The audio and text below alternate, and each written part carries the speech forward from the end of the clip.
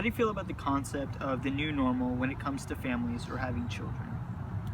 I think it's just important for the kid to have somewhere somewhere safe to grow up. Like the old normal is, I guess, husband, wife, but that obviously doesn't always work out. There's so many cases of abuse and stuff. So as long as the kid is safe and happy and provided for, I don't think it matters who's doing the providing. Like, a lot of people have issues with like gay couples having children, but I feel like if they're in a stable home, like the parents have jobs and like it's something they really want, then I support that on it.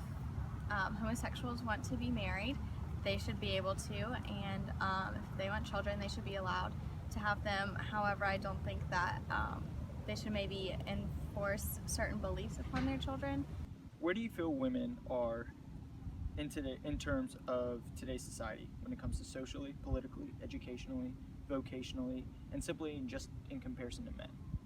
I think they're equal, I would say, compared to times before. I guess they don't feel like men are superior to women at all.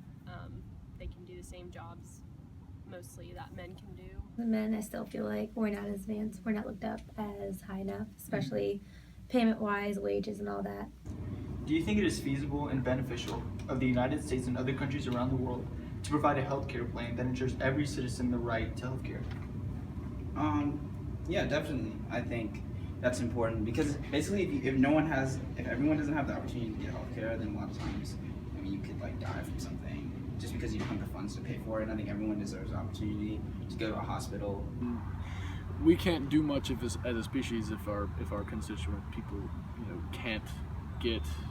aren't healthy. If we're always trying to, if we're tripping over. If we're always caught up, taking care of ourselves over things that we've learned how to cure, years ago, there's no point in, I mean, it's just, that's kind of like the most basic thing we should be doing for all of us. Taxing the rich and more wealthy citizens more heavily justify the well-being of citizens in poor circumstances. They should be taxed a little more heavily, but not like unrealistically. I mean, they have a lot more resources than the poor do, so I mean, I think rich people should be taxed a little bit more heavily. Do you believe that the relationship of people of different race or color are improving throughout our country? Right now, I'd probably say no. I don't know why. I don't have really an answer for why people have so much hatred toward people with different differences. But two kind of answers come to mind. One is, at the personal level. I mean, I don't think so.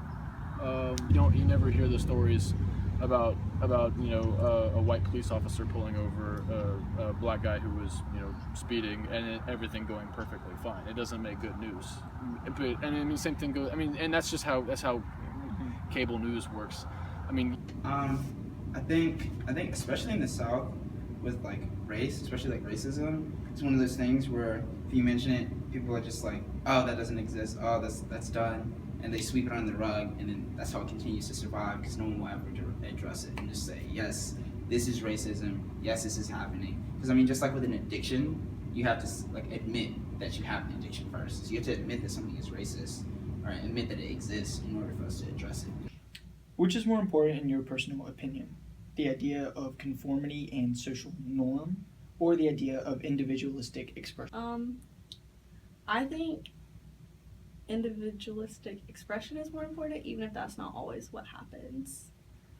I think that like being yourself and expressing who you truly are is going to bring you a lot more happiness. But Individualistic expression. Individualistic expression. Can you elaborate more? Because if you be yourself, and if you are yourself and your true self, then everything should go well. You end up finding people that more relate to you in a sense. But if you talk about conformity in relation to the government, that's another story. I think that all of our differences is what makes us special. The society that you're in, especially here in the States, we kind of like to express and embody this idea of being individuals and being ourselves. But if you look at other cultures, they definitely like to kind of promote this idea of conformity and this concept of the group is more important than the individual. So it kind of depends on where you're going, and it really depends on the situation. So.